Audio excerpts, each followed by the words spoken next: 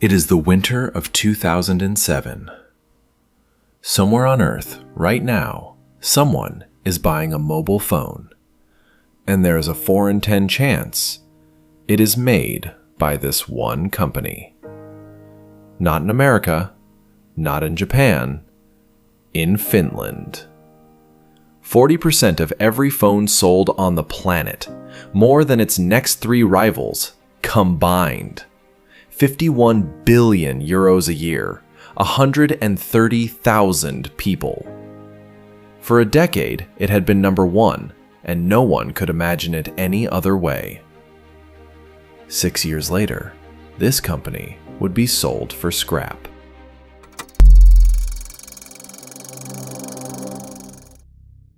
This is the story of the empire that ruled your pocket and then vanished from it.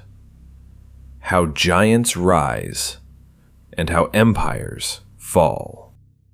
To understand the fall, you first have to see where it started. Not with a phone, with a river. In 1865, a Finnish mining engineer built a wood pulp mill on a set of rapids and named it after a nearby town, Nokia. For its first 100 years, this was not a technology company at all. It made paper, then rubber boots, then tires, cables, even televisions. By 1967, 3 old Finnish companies merged into one sprawling conglomerate, a little of everything and a leader in nothing. For a company that would one day connect the world, it had begun by making mud boots for Finnish winters. Then, in 1992, one man made a bet so bold, it now reads like prophecy. His name was Jorma Ollila. Finland was in a brutal recession. Nokia was bloated, unfocused, nearly broken. Ollila took over as chief executive and did something almost no one dared. He sold it all off. The paper, the rubber, the cables, the televisions, everything. Except one small, unproven division. Mobile phones. He bet the entire company on the idea that ordinary people would one day carry a telephone in their pocket.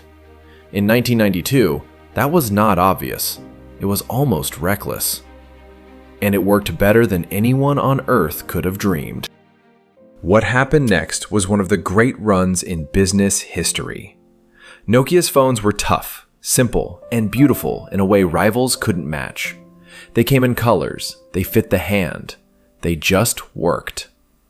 In 1998, Nokia overtook Motorola to become the #1 mobile phone maker on the planet. And it did not stop there. By 2001, its yearly sales had passed 30 billion euros.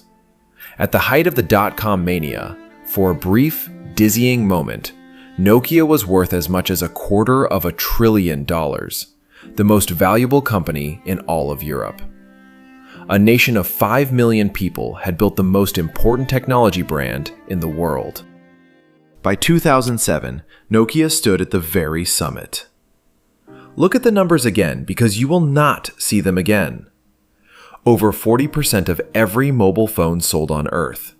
More than half of every smartphone. 51 billion euros in sales, its highest ever. It was not competing in the market. In many ways, it was the market. Nokia's engineers had touchscreen prototypes in the lab, internet phones, even an app store years before anyone used those words. Nokia could see the future clearly. It just could not bring itself to build it. Because in June of that same year, on a stage in California, everything quietly changed. A man in a black turtleneck held up a slab of glass. No keypad, no buttons, just a screen, and software. He called it a phone, but it was really something new. A small computer that fit in your palm, and the phone was just one of its apps. Nokia's leaders watched and were not afraid. It was expensive. Its battery was weak. It couldn't even send a picture message. By Nokia's rules, it was a toy.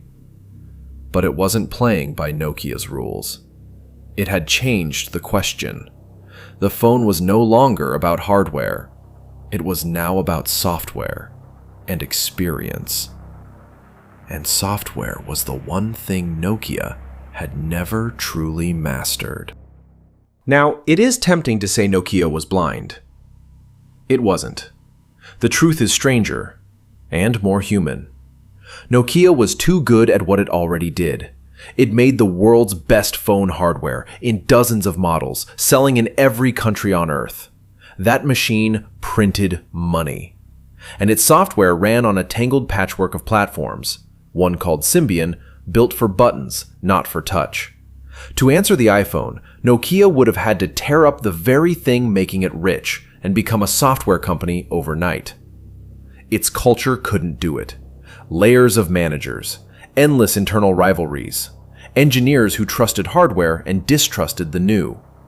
The same organization that made the first great pivot possible became the trap that blocked the second. Then, in 2008, it got worse. Google gave away a phone operating system for free called Android, and suddenly every rival on Earth had a modern answer.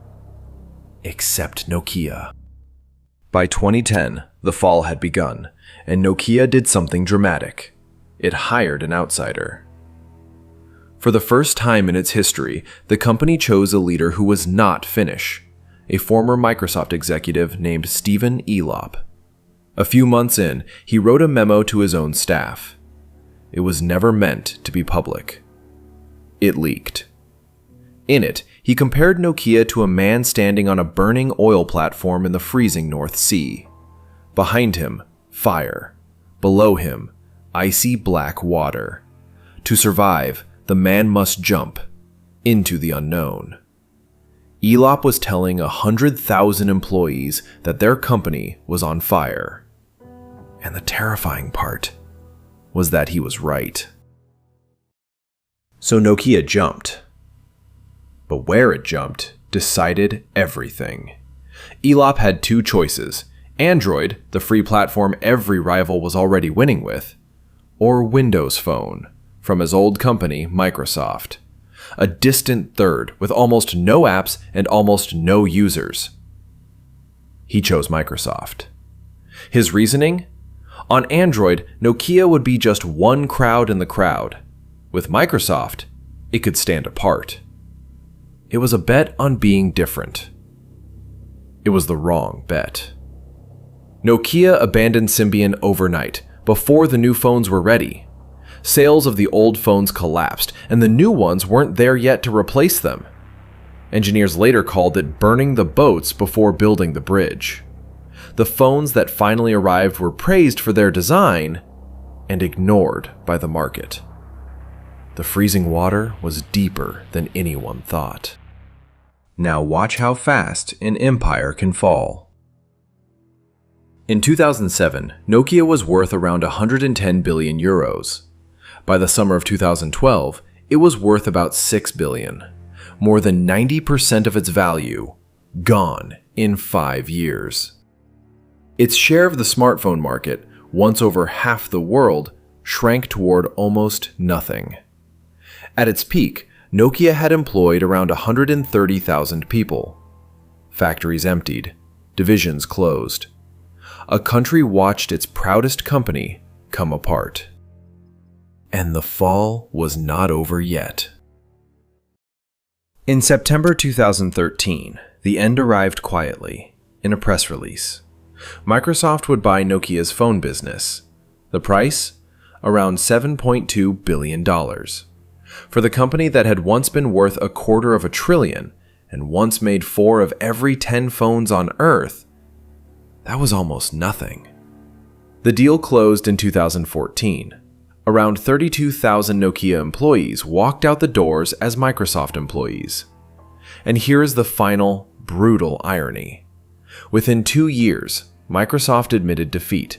It wrote off nearly the entire purchase, billions erased, and quietly killed the phone line for good. The company brought in to save Nokia's phones, bought them, and buried them. So is Nokia gone? Not entirely. The name you knew lives on, but only as a label. In 2016, the brand was licensed to a new Finnish company, which puts the Nokia name on phones the original company no longer makes. And the original Nokia? It survived, quietly, by becoming something else. Today it builds the invisible equipment that runs the world's mobile networks, the towers and systems your phone connects to in 150 countries. You may never see it again, but there's a chance that every call you make still passes through Nokia. It just no longer sits in your pocket. Nokia's story is taught now in business schools around the world, and the lesson is not the one you'd expect. Nokia did not fall because it failed to see the future. It saw it. It had the touchscreens, the internet phones, the app store, years early. It fell because the machine that made it great could not remake itself in time. Its greatest strength, making the world's best phone hardware, became the exact reason it could not become a software company. Success built the trap. And the cruelest part? Its own CEO stood up and said out loud that the company was on fire. He was right. And it still wasn't enough. Every empire believes it will see the next wave coming. Nokia did see it, and it still lost. If you want to know which giant made the very same mistake next, subscribe, because here we open the tapes the giants would rather keep closed. This was the Industry Tapes.